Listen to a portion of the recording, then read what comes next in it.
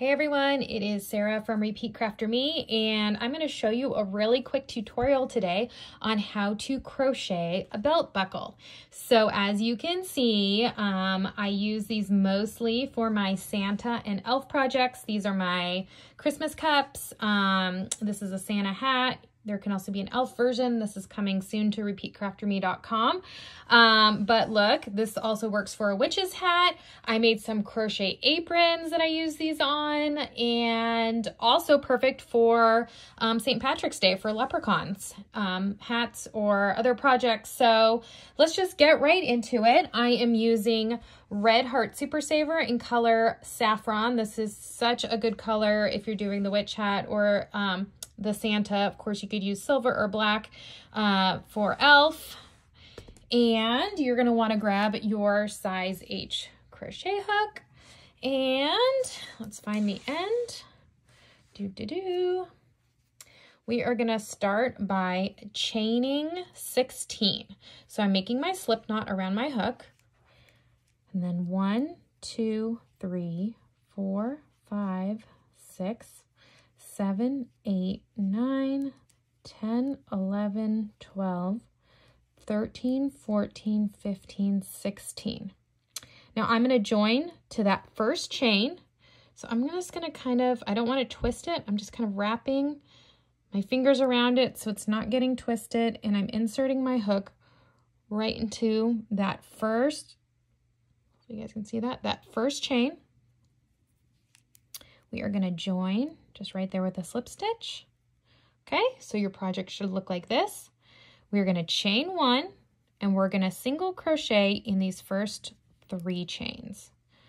1, 2, and 3. Now I'm going to make the first corner. This is a corner. So to do that, we're going to make a single crochet, a chain 2, and another single crochet, all in that same stitch. Okay, kind of brings me around, makes a corner. Now I'm going to single crochet in the next 3. 1, 2, 3. Now let's make another corner. So that's a single crochet, a chain 2, and a single crochet, all in that same stitch. Single crochet in the next 3. 1, 2, and 3. Let's just stop and see what that looks like. Okay. Now let's make another corner. Let's see if I can insert my hook here. What's happening? There we go. Single crochet, chain 2, single crochet, all in one stitch, single crochet in the next 3. 1, 2, 3. That brings me to my very last chain right here. Get your hook in there. And this is, you're going to end on a corner, which is a single crochet, a chain 2, and a single crochet, all in one stitch. And we're going to go ahead, your starting end there should kind of be on the inside. And we're just going to join to that first single crochet.